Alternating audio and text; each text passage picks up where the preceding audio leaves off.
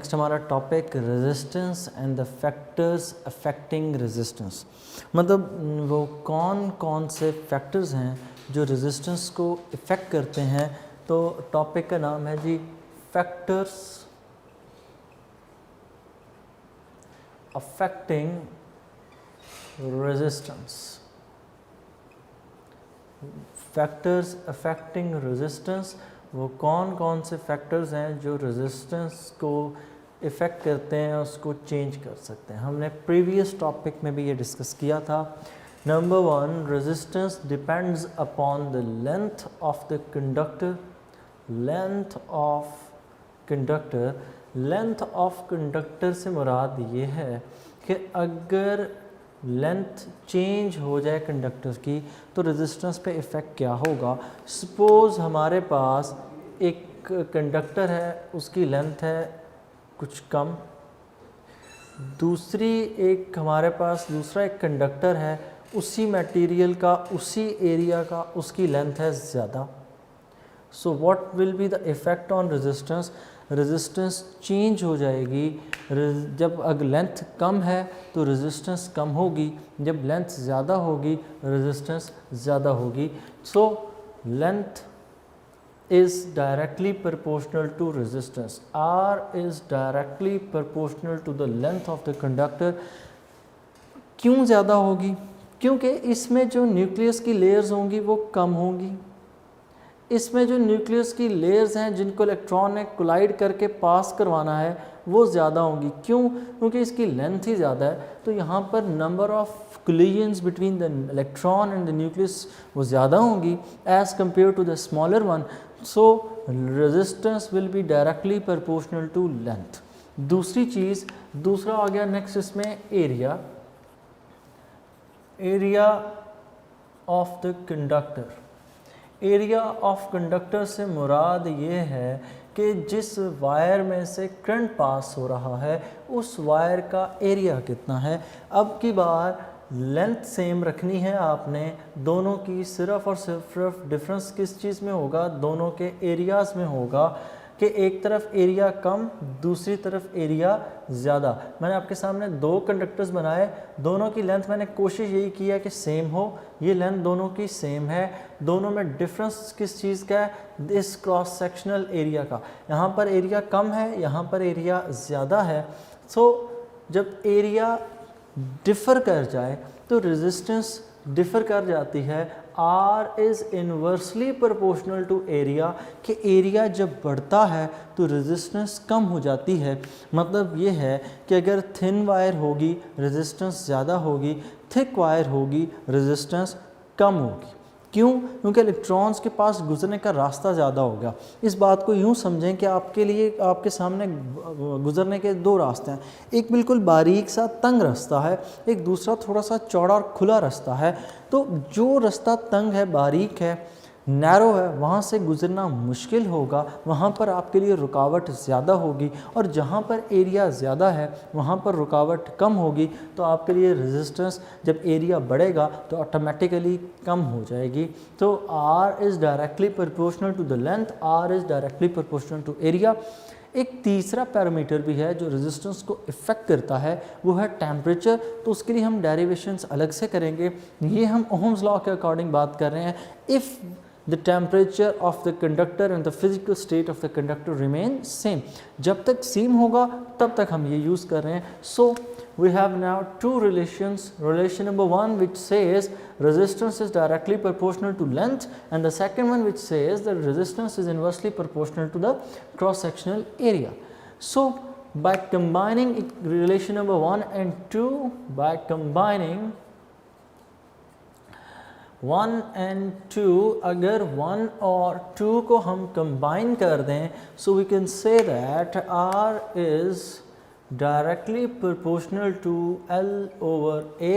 और अगर हम इन दोनों को कंबाइन करें तो दोनों को हमने इकट्ठा लिख लिया। So we can say that after removing the proportionality R is equals to rho L over A, where this rho is the constant of proportionality.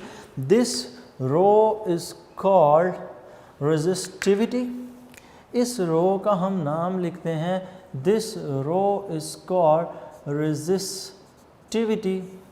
Resistivity के लिए दूसरा नाम हम यूज़ करते हैं, it is also called specific resistance.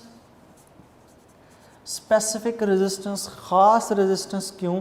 इसके लिए हम स्पेसिफिक रेजिस्टेंस का वर्ड इसलिए यूज़ करते हैं कि जब आप इस रो की बात करते हैं, then the conductor that is being used its length should be 1 metre.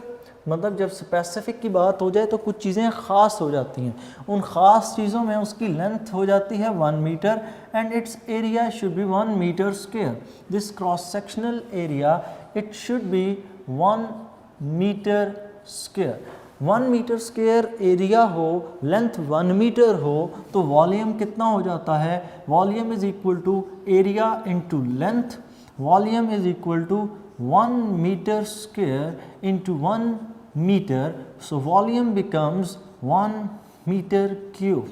So what is the specific resistance? Specific resistance is the resistance of a substance whose volume is 1 meter cube. Because अगर आप area को यहाँ पर 1 put कर दें, इस length को यहाँ पर 1 पुट कर दें, तो this formula will become rho is equals to A. अगर आप इन दोनों चीज़ों को, लेंथ को और एरिया को यहाँ पर 1 पुट कर दे, so rho is equal to R, sorry area भी 1 पुट हो गया, लेंथ भी, तो so rho is equal to R. अगर इसको यहाँ पर पुट करें, so this resistivity is equals to resistance. और ये रेजिस्टिविटी रेजिस्टेंस के इक्वल कब होती है? When volume is 1 metre cube. जब उस कंडक्टर का वॉल्यूम 1 मीटर क्यूब हो, तब रेजिस्टिविटी और रेजिस्टेंस आपस में इक्वल होते हैं। सो ये था कॉन्सेप्ट रेजिस्टिविटी का। दूसरा नाम इसका स्पेसिफिक रेजिस्टेंस। स्पेसिफिक रेजिस्टेंस के लिए फॉर्मूला लिखें, तो स्पेसिफिक रेजिस्टेंस के लिए फॉर्मूला, इसी फॉर्मूला को लिखें तो ये बन जाता है rho is equals to R A over L. So हम डिस्कस कर रहे थे जी, rho is equal to R A over L. हमने इसी फॉर्मूले को रीअरेंज किया, सिंपली इस ए को आर से मल्टीप्लाई कर दें, लेंथ को यहाँ पर ला कर डिवाइड कर दें। So rho is equal to R A over L.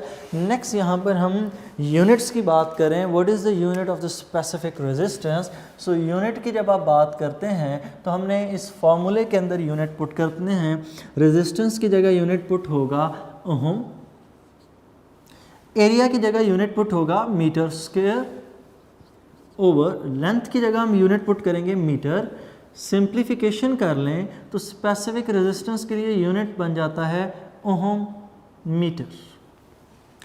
Specific resistance के लिए यूनिट बन जाता है ओहम मीटर। और इसी चीज़ को हम लोग ओहम मीटर लिखते हैं। अब अगर हम थोड़ा सा यहाँ पर डिफरेंसेस की तरफ चलें, तो हमने एक वर्ड पढ़ा conductor.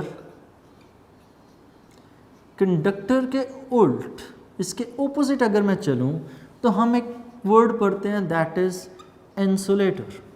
What is conductor? A substance through which current can pass. Insulator, a substance through which current can not pass. Conductor के साथ जो टर्म एसोसिएट की जाती है वो टर्म है कंडक्टेंस। कंडक्टेंस। इंसुलेटर्स के साथ जो पैरेलल टर्म इसके साथ ज्वाइन हम करते हैं वो कंडक्टेंस का उल्ट है, दैट इज रेजिस्टेंस। रेजिस्टेंस का मतलब रुकावट, कंडक्टेंस उसका ओपोजिट। रेजिस्टेंस करंट के रास्ते में रुकावट, कंडक्टेंस करंट के लिए आसानी, कि कितनी आसानी से करंट फ्लो कर सकता है। रेजिस्टेंस है आर, तो कंडक्टेंस क्या होगी? इसका उल्ट। कंडक्टेंस इसका बिल्कुल उल्ट होगी। आप उसके लिए कोई भी सिंबल यूज़ कर सकते हैं। मैं कंडक्टेंस के लिए लेट से यूज़ कर रहा हूँ सी। अब रेजिस्टेंस का यूनिट है ओहम, रेजिस्टेंस का यूनिट ओहम, कंडक्टेंस का यूनिट इसी को उल्ट कर दें एम एच ओ, मोह। ठीक है, ये भी एक तरीक़ेकार है लिखने का। दूसरा, अगर आप इन दोनों में रिलेशन ड्रॉ करें तो हम यूँ कह सकते हैं resistance is the inverse of conductance. Resistance और कंडक्टेंस एक दूसरे का इनवर्स हैं। तो अगर ये एक दूसरे का इन्वर्स है तो इसका मतलब जहाँ रेजिस्टेंस ज़्यादा होगी वहाँ पर कंडक्टेंस कम होगी, जहाँ कंडक्टेंस ज़्यादा है वहाँ पर अंडरस्टूड होगा कि रेजिस्टेंस कम है। ठीक होगा, तो ये हो गया इन दोनों का आपस में रिलेशन, इन दोनों के यूनिट्स। नेक्स्ट अगर हम चलें तो हमने एक यूनिट पढ़ रखा, इसके आगे टर्म लेकर चलें तो रेजिस्टेंस के आगे हमने एक टर्म डिफाइन की, दैट इज़ रेजिस्टिविटी। तो कंडक्टर्स के केस में जब उस टर्म को डिफाइन करेंगे तो कंडक्टर्स के केस में टर्म क्या हो जाएगी, it will be conductivity. Resistance के केस में रेजिस्टिविटी, कंडक्टेंस के केस में conductivity. Resistivity, the resistance of the 1 metre cube of the substance. Conductivity, conductance of the 1 metre cube of the substance. तो resistivity के लिए सिंबल रो, conductivity के लिए unit sigma. दोनों का रिलेशन एक दूसरे का इनवर्स, मतलब सिग्मा इज इक्वल टू 1/रो, एक दूसरे के उल्ट हैं। यूनिट की बात करें, रेजिस्टिविटी का यूनिट था ohm metre, ohm metre. Conductivity का यूनिट क्या होना चाहिए, रेजिस्टिविटी के बिल्कुल उल्ट। ये सिग्मा है साइन, स्मॉलर सिग्मा। सिग्मा दो हैं, एक सिग्मा कैपिटल, कैपिटल सिग्मा ये समेशन, ठीक है, एक स्मॉलर सिग्मा जिसको इस तरह कुछ लिखा जा सकता है, जिस तरह आपने सिंबल लिखा था पिछले चैप्टर के अंदर चार्ज डेंसिटी का। सिग्मा इज इक्वल टू 1/रो, रेजिस्टिविटी। ये यूनिट पे आ जाते हैं। रेजिस्टेंस का, रेजिस्टिविटी का यूनिट ओहम मीटर, कंडक्टिविटी का यूनिट इसका उल्ट, कैसे, पर ओहम पर मीटर, दोनों के ऊपर पावर -1। पर ओहम को हमने उल्ट करके क्या लिखा था, मोह, तो इसका हम यूँ लिख सकते हैं, मोह पर मीटर। ठीक हो गया। और इन्हीं के लिए यहाँ पर कंडक्टिविटी के लिए सिमन्स यूनिट भी यूज़ किया जाता है, आपकी बुक पे मेंशन है। आप इन चीज़ों को पढ़ेंगे तो आपके लिए खुद ब खुद आपको ये चीज़ें क्लियर हो जाएंगी। नेक्स्ट चीज़ इसमें आ जाती है, अभी तक तो हमने सीखा कि रेजिस्टेंस किन किन फैक्टर्स पे डिपेंड करती है। एक फैक्टर अभी तक हमने डिस्कस नहीं किया, दैट फैक्टर इज़ टेम्परेचर। और सबसे जो मेजर इफ़ेक्ट है असल में टेम्परेचर का ही है, लेकिन टेम्परेचर को हमने इस हिस्से में डिस्कस क्यों नहीं किया, तो ये जो फार्मूला हम यूज़ कर रहे थे R is equal to ρL/A, ये फार्मूला सिर्फ़ और सिर्फ यूज़ होता है तब जब हम ये कह रहे होते हैं कि ओहम्स लॉ अप्लाई होता है। जब ओहम्स लॉ अप्लाई ना हो रहा हो, टेम्परेचर फिज़िकल स्टेट्स हम चेंज कर रहे हैं, तब जब टेम्परेचर चेंज हो रहा है तो फिर हम दूसरे फैक्टर्स की तरफ चलते हैं, and that factor is temperature. अगर हम उस चीज़ को इंड्यूस करें, बीच में उस चीज़ को लेकर आएँ, तो किस तरह से टेम्परेचर इफ़ेक्ट करता है रेजिस्टेंस को, उसको देखते हैं। नेक्स्ट आ गया जी इफ़ेक्ट ऑफ टेम्परेचर। अब इफ़ेक्ट ऑफ टेम्परेचर एक डिटेल्ड स्टडी है, तो उसके लिए मैं क्या कर रहा हूँ, मैं ड्रॉ कर रहा हूँ अपने पास एक कंडक्टर। इस कंडक्टर की रेजिस्टेंस मैंने कैलकुलेट कर ली है 0 डिग्री सेल्सियस पर। इस कंडक्टर की जब मैंने रेजिस्टेंस 0 डिग्री सेल्सियस पे कैलकुलेट की, एट 0 डिग्री सेल्सियस, मैंने इस कंडक्टर की रेजिस्टेंस को नाम दिया R0 का। ठीक हो गया, मैंने इस कंडक्टर की रेजिस्टेंस को नाम दे दिया R0, और मैंने इस कंडक्टर की रेजिस्टिविटी को नाम दे दिया ρ0, रेजिस्टेंस एट 0 डिग्री सेल्सियस। ठीक है, रेजिस्टेंस, और ऊपर मैंने मेंशन पहले ही कर रखा है एट 0 डिग्री सेल्सियस, और next resistivity, resistivity eight 0 degree Celsius. फिर इस कंडक्टर में से हमने करंट पास करवाया, इसका टेम्परेचर कुछ डिग्रीज इंक्रीज़ हो गया। कुछ डिग्रीज इंक्रीज़ होने के बाद हमें पता है रेजिस्टेंस के अंदर चेंज आ जाता है। हमने ये बात सीखी कि जब टेम्परेचर बढ़ता है रेजिस्टेंस बढ़ जाती है, तो आफ्टर हीटिंग इट, या after the temperature gets little bit higher, then the change in resistance appears, and that change in resistance is delta R at T degree Celsius. Next हम mention करते हैं जी, जब temperature T degree Celsius हो गया at T degree Celsius, जब T degree Celsius हो गया temperature, then we say the resistance is RT and resistivity is rho T. So resistance and the other one is resistivity at T degree Celsius. Resistivity. So next move करें, change in resistance तो आएगा, temperature change हो चुका है, temperature कितना change हुआ, about T degree Celsius. So change in resistance जो appear होगा, ये चेंज इन रेजिस्टेंस दो फैक्टर्स पे डिपेंड करेगा. Number one, this change in resistance will be directly proportional to the original resistance. मतलब क्या होगा, मतलब इस बात का ये होगा कि ऐसे कंडक्टर्स जिनकी रेजिस्टेंस कम है, उनके अंदर रेजिस्टिविटी का ये चेंज इन रेजिस्टेंस बहुत कम होगा. ऐसे कंडक्टर्स जिनके अंदर रेजिस्टेंस पहले ही बहुत ज़्यादा है, उनके अंदर टेम्परेचर के बढ़ने पर इफेक्ट और ज़्यादा आएगा. So delta R is directly proportional to R naught का मतलब है कि change in resistance will be directly proportional to original resistance. दूसरी चीज़, ये चेंज इन रेजिस्टेंस डिपेंड किस चीज़ पे करेगा, it will depend upon the temperature, कि टेम्परेचर जितना ज़्यादा चेंज करेंगे हम, ये T जितना ज़्यादा चेंज होगा 0 से T तक, चेंज इन रेजिस्टेंस उतना ज़्यादा, रेजिस्टेंस उतनी ज़्यादा बढ़ेगी. अगर टेम्परेचर आपने 0 से किया 20, रेजिस्टेंस कम चेंज होगी, बजाय इसके कि आप टेम्परेचर 50 करते हैं. सो ये इस बात का मतलब है कि चेंज इन टेम्परेचर ज़्यादा हुआ तो रेजिस्टेंस भी ज़्यादा, चेंज इन टेम्परेचर कम तो रेजिस्टेंस भी कम. दो रिलेशंस हो गए, number one. Number two, so by combining 1 and 2, by combining 1 and 2, अगर हम 1 और 2 को कंबाइन कर दें तो change in resistance is directly proportional to R naught into T. और यहाँ से मैं अगर डेल्टा आर लिखूँ, delta R is equals to alpha R naught into T. This alpha is called coefficient of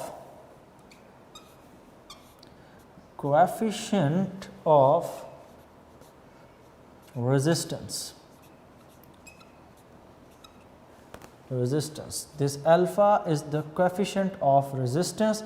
इस coefficient को डिफाइन करें, इसके लिए फॉर्मूला लिखें तो हम यूँ लिख सकते हैं, alpha is equals to delta R over R naught into T. Alpha is the ratio between change in resistance with respect to the product of original resistance and the change in temperature. Change in resistance कितना होगा? Change in resistance should be equal to initial resistance, final resistance RT minus R naught. Final resistance at T degree Celsius minus R naught, that will be equal to change in resistance. So we can write it as RT minus R naught over R naught into T. तो ये है हमारा जी topic था, resistance के case में हमने alpha को define कर दिया. अब नेक्स्ट हम यहाँ से फाइंड करें यूनिट. इसके यूनिट ऑफ अल्फ़ा क्या चीज़ है, यूनिट्स. तो यूनिट अल्फ़ा का ये है कि रेजिस्टेंस यहाँ पर आप पुट करेंगे ओहम, डिवाइडेड बाय यहाँ पर रेजिस्टेंस ओहम. हाँ याद रखिएगा, यूनिट्स के केस में एडिशन सब्ट्रैक्शन कुछ नहीं होती. यूनिट्स के केस में सिर्फ फ़र्क तभी पड़ता है जब मल्टीप्लिकेशन डिवीजन हो. ठीक है, यूनिट्स को जब आप डिफ़ाइन करते हैं तो डिफ़ाइन करते वक्त एडिशन या सब्ट्रैक्शन मैटर नहीं करती. फॉर एग्ज़ाम्पल, आपने एक इक्वेशन पढ़ी बड़ी सिंपल फिज़िक्स में, V F is equal to V R plus A T. अब यहाँ पर यूनिट है मीटर पर सेकेंड, इस साइड पर भी यूनिट वी आई का मीटर पर सेकेंड. एक्सेलरेशन मीटर पर सेकेंड स्क्वायर टाइम सेकेंड. तो यहाँ पर आप ये नहीं करेंगे कि 2 मीटर पर सेकेंड हो जाएगा, नो वे.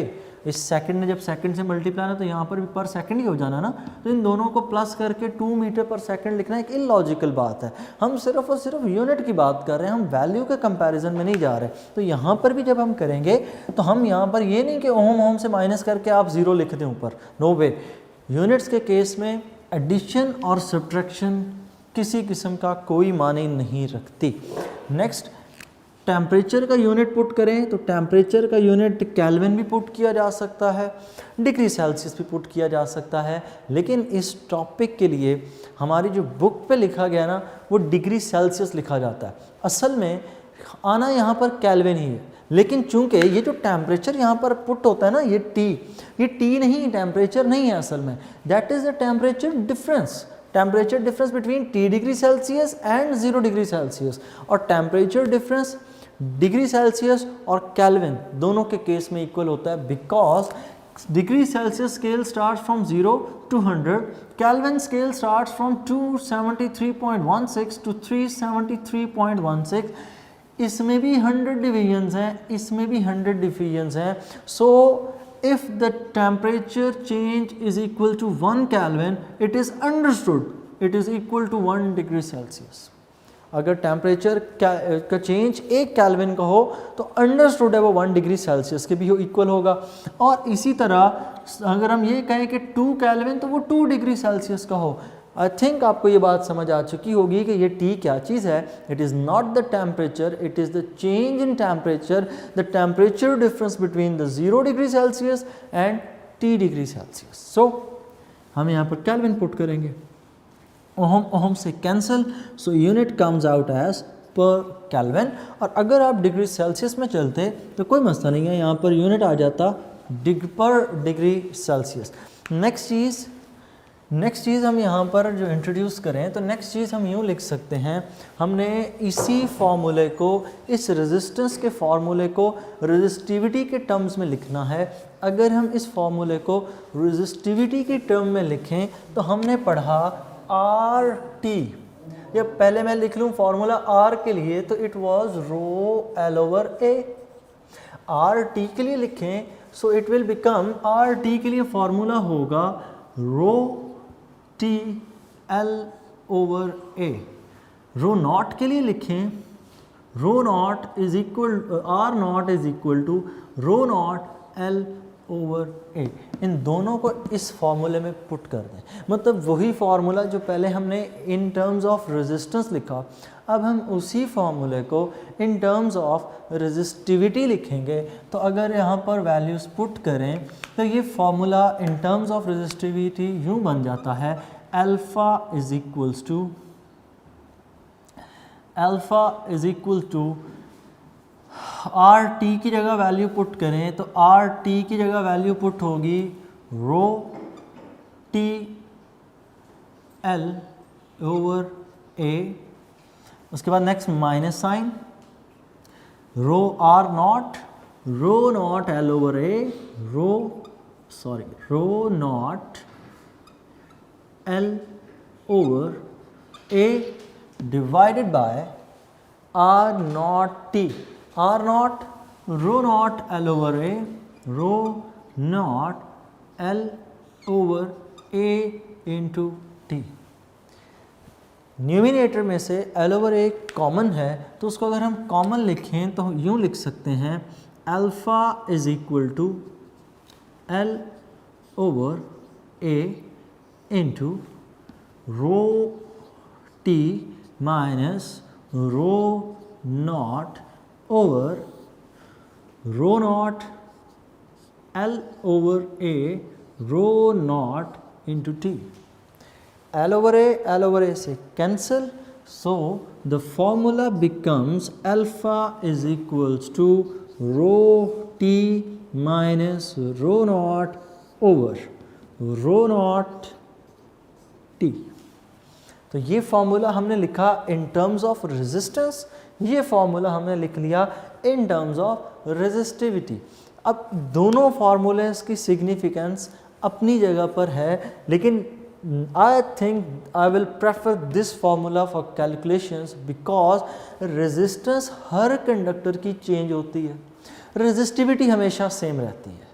रेजिस्टेंस हर कंडक्टर की चेंज है, मतलब कॉपर की दो अलग अलग वायर्स है ना, तो दोनों की रेजिस्टेंस एक जैसी नहीं होगी, वो डिपेंड करेगी लेंथ पे, वो डिपेंड करेगी एरिया पे, तो उसको कैलकुलेट करना बड़ा मुश्किल।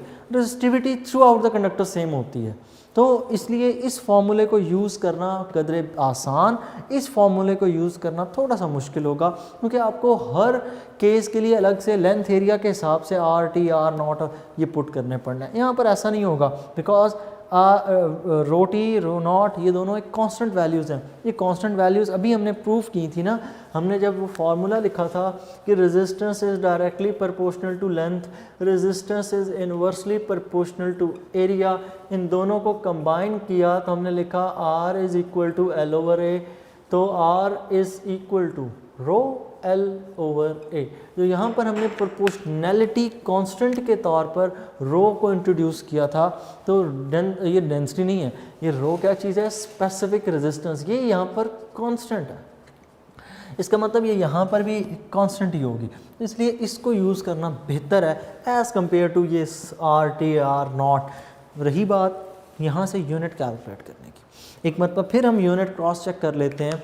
तो अगर हम यूनिट्स देखें इस फॉर्मूले से, rho naught rho T rho rho naught specific resistance का यूनिट पुट करें, it is ohm metre over rho naught ohm density metre, specific resistance ohm metre, temperature का यूनिट केल्विन, ओहोमीटर से कैंसिल, तो यहाँ पर जो सिर्फ और सिर्फ यूनिट बचता है दैट इज़ पर केल्विन। अगर टेम्परेचर आपने डिग्री सेल्सियस में पुट करना हो, सो दिस